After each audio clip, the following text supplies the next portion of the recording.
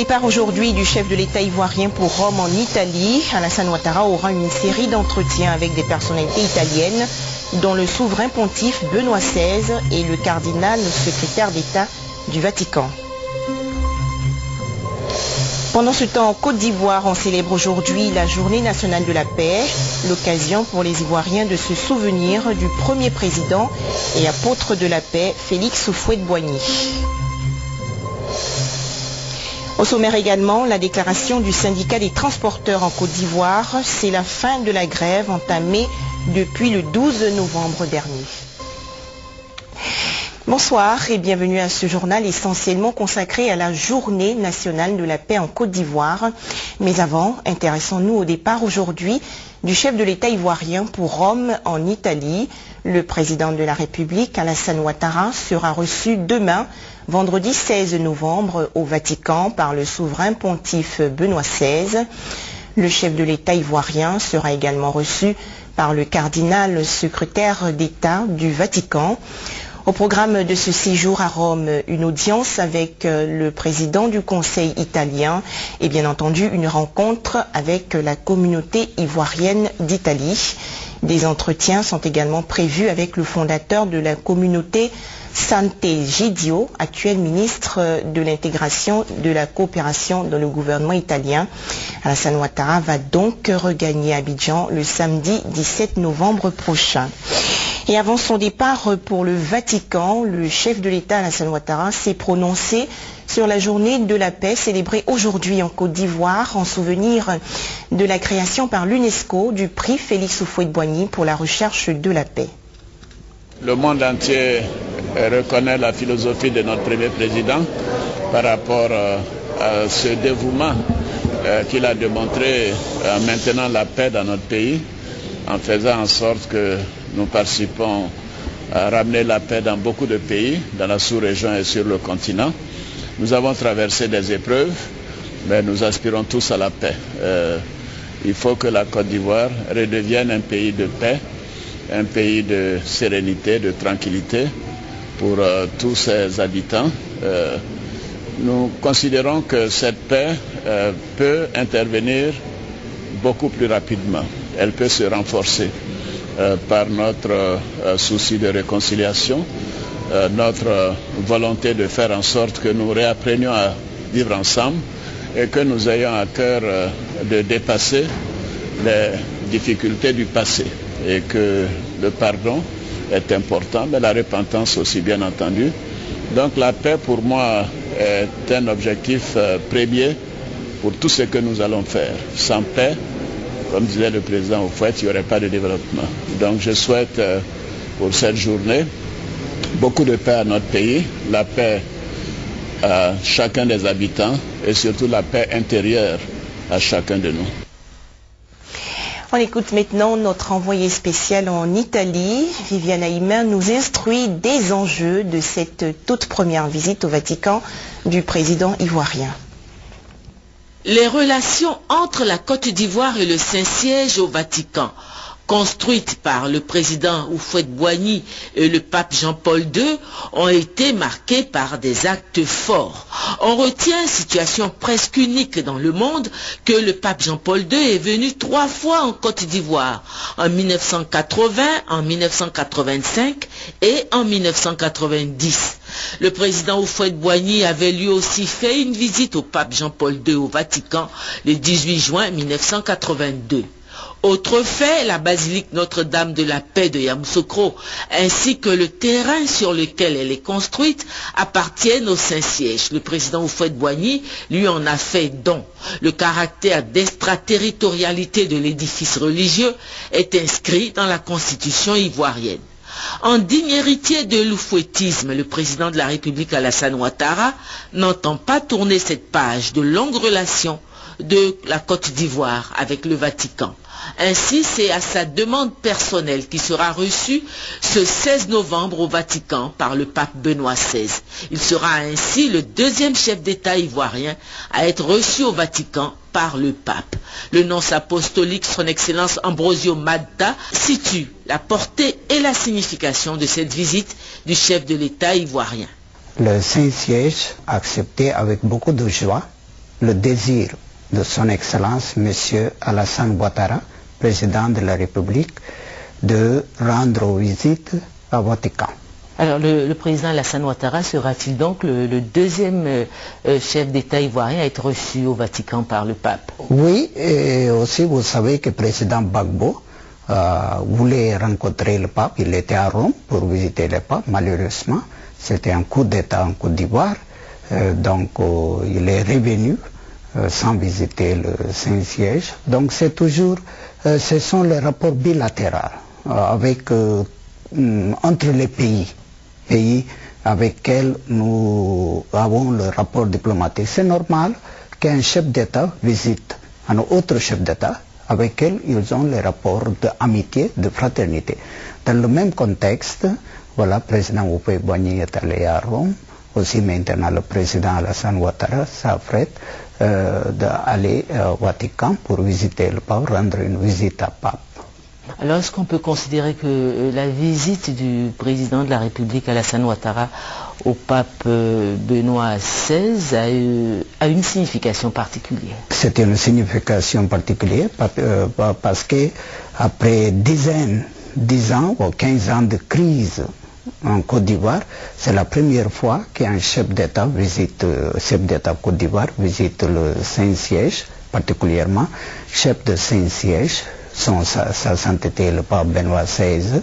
Et particulièrement cette année, nous célébrons 40 ans de rapports diplomatiques bilatéraux. Donc pour marquer ces 40 ans, certainement cette visite tient une grande signification dans nos rapports. Donc pour moi, c'est une occasion de grande joie de savoir que le président va visiter le pape et aussi le pape est prêt là-bas d'accueillir le président.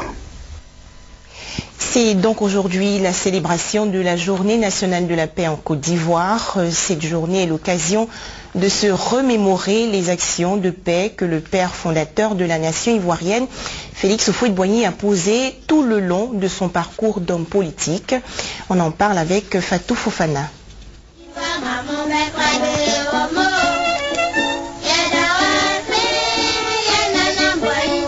J'ai la haine de la haine et je désapprouve toute violence dans les rapports entre les hommes. Voilà une citation de Félix Houphouët-Boigny qui caractérise bien son engagement pour la paix. Successivement médecin, chef traditionnel et planteur, Félix Houphouët-Boigny revêt ses premiers habits politiques en 1944 en tant que leader syndical. Il entre ensuite dans le gouvernement français en qualité de député ivoirien en France et de ministre de gouvernement français. Il revient en Côte d'Ivoire et devient président de l'Assemblée nationale, puis maire d'Abidjan et premier ministre ivoirien. En 1960, Félix Houphouët-Boigny proclame l'indépendance de la République de Côte d'Ivoire et en devient le premier président. Le béni de Yamoussoukro dirige le pays durant 33 ans. Il tient également un rôle de premier ordre dans le processus de décolonisation de l'Afrique. Sa quête de la paix est marquée par 3 signatures: la basilique Notre-Dame de la Paix de Yamoussoukro, la fondation Félix Houphouët-Boigny pour la recherche de la paix et le prix international Félix Houphouët-Boigny pour la recherche de la paix décerné par l'UNESCO depuis 1989. Le père de la nation ivoirienne, Félix Houphouët-Boigny, côtoie de grands hommes comme Georges Pompidou, 19e président de la République française, François Mitterrand, premier socialiste à occuper la présidence de la République sous la 5e République, le général Charles de Gaulle, président français, grand maître de l'ordre de la libération, et le souverain pontife Jean-Paul II qui a visité la Côte d'Ivoire 3 fois en 10 ans. Sur toutes les tribunes internationales, Félix Houphouët-Boigny n'a cessé dans tous ses discours de prêcher la tolérance et la reconnaissance des légitimes aspirations des peuples, seule voie, disait-il, qui mène à une paix juste et durable. L'ingratitude est humaine. Faisons en sorte, en Côte d'Ivoire, même s'il y en a, cela ne dégénère jamais en hostilité. Et forçons-nous de haïr tous la haine et d'aimer l'amour. Dieu est amour.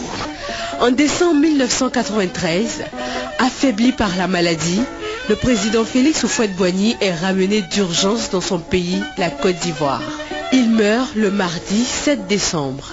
À sa mort, l'unité du pays est symbolisée par ses obsèques grandioses et consensuelles le 7 février 1994. Nous retenons tous de lui cette phrase qui a fait le tour du monde. La paix, ce n'est pas en vain mot, c'est un comportement. Cette journée nationale de la paix est également une occasion pour les Ivoiriens de se souvenir du premier président de la Côte d'Ivoire. Ils ont aussi donné leurs sentiments sur cette journée au regard du processus de paix et de réconciliation amorcé après la crise post-électorale. La paix, comme disait le président Houphouët, c'est pratiquement une seconde religion pour les Ivoiriens. On espère que tout le monde va s'en inspirer. Tout le monde va faire de cette journée-là quelque chose de solennel, quelque chose d'important. C'est pas juste un jour pour se reposer, non. Il faut qu'on te mette dans la tête que c'est quelque chose de fondamental. Sans paix, rien n'est possible.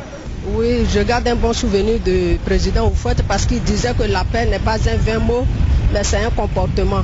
Mais ces derniers temps, on a vu que vraiment ce que le vieux disait, c'était une bonne chose parce qu'il n'y a rien de tel quand il y a la paix dans un pays. La paix, c'est l'élément essentiel dans la vie de tout un chacun. Parce que même quand on prend du côté de la Bible, chaque fois que Jésus revient, il dit que la paix soit avec vous et recevez ma paix. Donc avec Jésus déjà, ce mot est essentiel.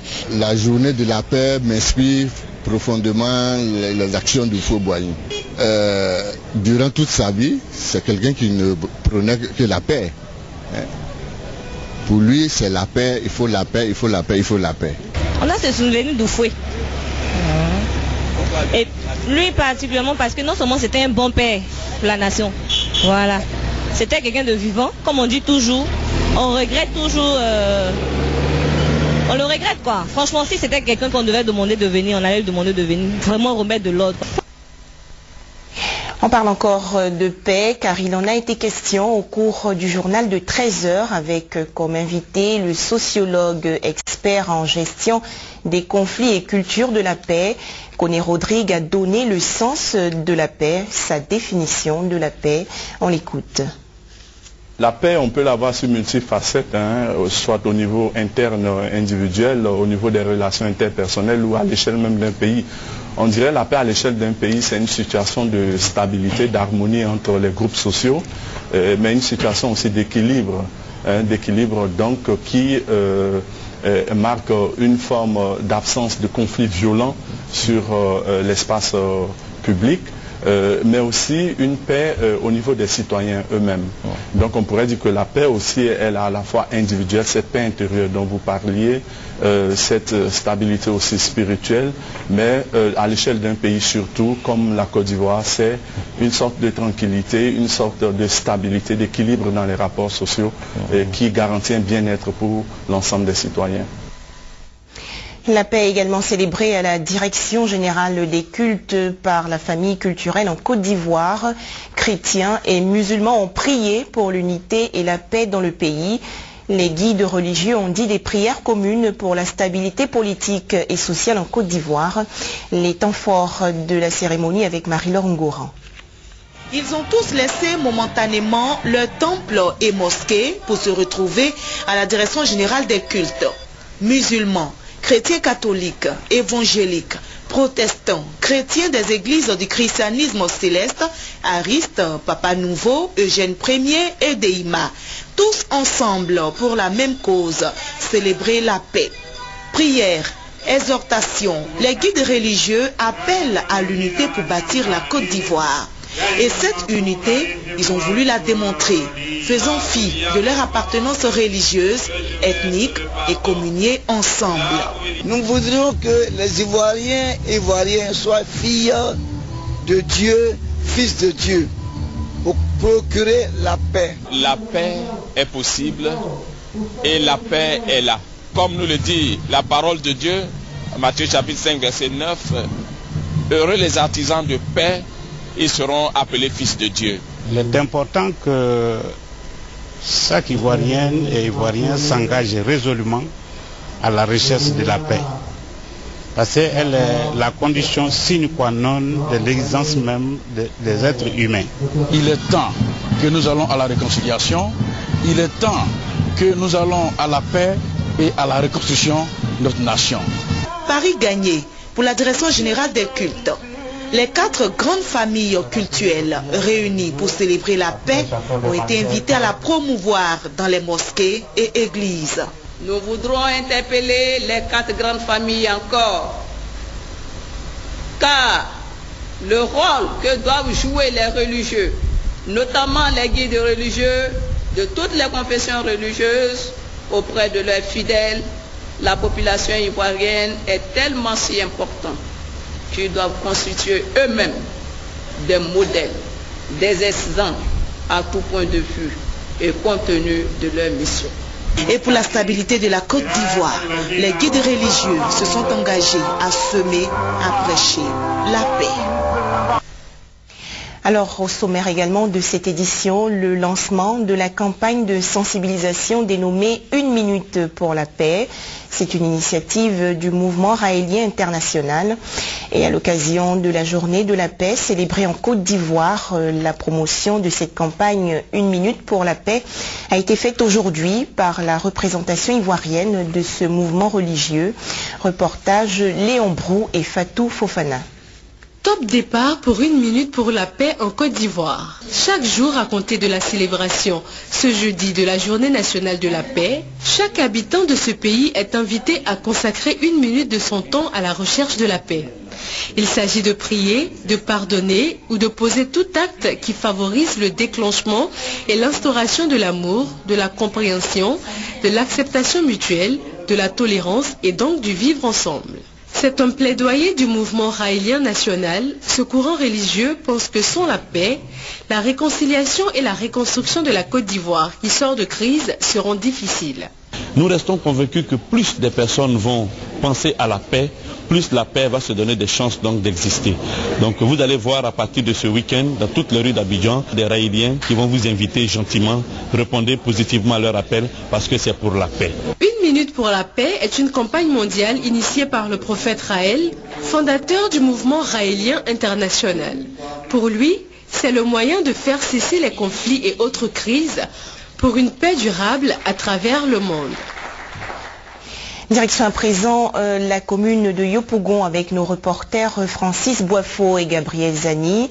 La jeunesse de Côte d'Ivoire a été invitée à s'engager dans le processus de paix. C'était au cours d'une rencontre initiée par la coalition de la jeunesse patriotique pour la paix et la réconciliation. 8 mouvements de jeunesse proches de l'ancien président Laurent Gbagbo se sont engagés au cours de cette rencontre à intégrer la coalition de la jeunesse patriotique pour la paix et la réconciliation, CJPPR. La raison principale, contribuer aux côtés des membres de cette coalition au rétablissement de la paix entre les populations ivoiriennes. 10 ans de souffrance, 10 ans de méfiance, 10 ans de misère. Celui qui a vécu la guerre et celui qui a entendu parler de la guerre, les deux n'ont pas les mêmes comportements. Nous avons les comportements des gens qui ont vécu la guerre et pour nous la paix est importante. Notre objectif est que la Côte d'Ivoire regagne la paix. Chaque mère, son objectif est de voir son enfant réussir. Il y a lieu de mener le combat qui est d'aller sincèrement et franchement à la paix. La paix est une condition sine qua non à tout développement. Or pour nous, quand il y a développement, il y a création d'emplois. Et s'il y a création d'emplois, il y a insertion. D'où l'épanouissement social de la jeunesse. Saluant l'initiative de ses camarades patriotes d'aller à la réconciliation, le leader de la coalition de la jeunesse patriotique pour la paix et la réconciliation, Zadi Didier, a fait cette mise au point. J'ai demandé à tous les jeunes patriotes d'aller à la paix. Qu'ensemble on accepte la main tendue du président Alassane Ouattara. Le président Alassane Ouattara qui exerce le pouvoir aujourd'hui. Et nous, les pro-Gbagbo, nous avons quelque chose en commun. C'est la Côte d'Ivoire. C'est pour cette raison on doit laisser nos querelles. Conscient que la paix précède le développement, les leaders de la jeunesse patriotique présents à ce point de presse ont dit faire désormais de la paix le cheval de bataille. On revient à présent sur la dissolution du gouvernement ivoirien par le chef de l'État Alassane Ouattara. Cette actualité a bien sûr suscité des réactions. Le Rassemblement des Républicains, le RDR, a animé hier une conférence de presse. Tout de suite, les précisions de Gabriel Zani. Le Rassemblement des Républicains RDR n'a pas attendu longtemps pour réagir face à l'actualité brûlante de ces dernières 24 heures. Le parti se dit préoccupé par le rejet du projet de loi portant modification du code de la famille par les groupes parlementaires PDCI et UDPCI. Une opposition ayant eu pour conséquence la dissolution du gouvernement par le président de la République, Alassane Ouattara. Le RDR est préoccupé par ce vote négatif qui traduit une remise en cause de l'esprit de solidarité sur lequel repose l'alliance du RHDP. Aussi, le RDR apprécie-t-il la dissolution du gouvernement comme une mesure visant à rappeler le contenu, la portée et les implications de la cogestion du pouvoir d'État qui fonde le RHDP. Le RDR prend acte de la décision prise par le président de la République et lui renouvelle son soutien sans faille. Au surplus, le projet de loi, qui est conforme à la Convention de l'élimination de toutes les formes de discrimination à l'égard des femmes, ratifiée par la Côte d'Ivoire le 18 décembre 1995, correspond à ce qui se fait actuellement à travers le monde, plus particulièrement dans la quasi-totalité des pays de la sous-région ouest-africaine. Le RDR réaffirme son engagement et appelle ses partisans à soutenir les actions du président Alassane Ouattara. La direction du RDR appelle ses cadres, ses élus, ses militantes et militants, ainsi que ses sympathisants et sympathisantes à rester sereins et mobilisés pour soutenir le président de la République, son Excellence Alassane Ouattara, dans la noble mission de modernisation et de reconstruction de la Côte d'Ivoire qu'il a entreprise depuis son ascension à la magistrature suprême. Un tout autre sujet maintenant, le syndicat dénommé Bien-être des employés et auxiliaires du transport en Côte d'Ivoire a mis fin à la grève qui a paralysé le transport routier depuis le 12 novembre dernier. On écoute la déclaration de l'initiateur principal de cette grève. C'est nous qui avons lancé le mot d'ordre de grève pour faire tout arrêt de travail en Côte d'Ivoire pour tous les conducteurs. Car les conducteurs souffrent énormément en Côte d'Ivoire. Ils sont orphelins sur la voie routière. Et nous avons accepté d'égarer tous les véhicules depuis le lundi jusqu'à ce jour. Nous venons pour remercier le ministère du Transport et le ministère de l'Artisanat et le Haut Conseil et le responsable des patronats des conducteurs, M. Fadiga. Nous remercions toute la population et nous, on s'excuse auprès d'eux parce qu'ils ont beaucoup souffert dans ces 2 jours. À tout le monde de reprendre le travail. Et nous sommes en discussion et pas de raquettes encore sur la route. Raquettes syndicales et Nyamoro sur la route, on ne veut plus. Tous ceux qu'on va prendre dans les raquettes, dans le domaine public, dans la gare routière, ils seront sanctionnés bientôt. Dès ce soir, reprenez le travail. Quand nous avons besoin, la Côte d'Ivoire a besoin. Aujourd'hui, c'est un grand jour. Le président Alassane serait très content pour attendre ce mot d'ordre de repris le travail. En image, le départ du chef de l'État ivoirien pour le Vatican. Le président Alassane Ouattara a quitté Abidjan aujourd'hui pour Rome en Italie où il sera reçu demain, vendredi 16 novembre, au Vatican par le pape Benoît XVI. Le chef de l'État ivoirien sera également reçu par le cardinal secrétaire d'État du Vatican. Au programme de cette visite, une audience avec le président du Conseil italien et une rencontre avec la communauté ivoirienne d'Italie. Au programme également des entretiens avec le fondateur de la communauté Sant'Egidio, actuel ministre de l'intégration et de la coopération dans le gouvernement italien. Le président de la République, Alassane Ouattara, va regagner Abidjan le samedi 17 novembre prochain.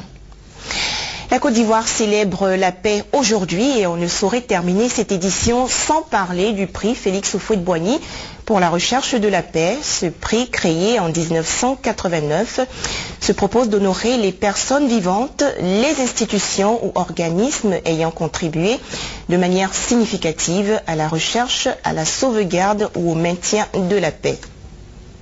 Plus facile de faire la guerre que de faire la paix. Et quand le dialogue n'a pas fait l'économie de la guerre, un jour il faudra bien mettre fin à cette guerre. Il faudra recourir au dialogue, négociation au dialogue. Mais dans des conditions difficiles. Après des destructions de tant de vies humaines, de biens matériels, il y a une citadelle de méfiance qui s'installe, difficile à démolir. C'est pourquoi nous avons préféré, nous, le dialogue que nous considérons comme l'arme des forts. Merci à vous de nous avoir suivis. Je vous souhaite de cultiver beaucoup de paix dans votre entourage car la Côte d'Ivoire en a besoin. Portez-vous bien et à très bientôt.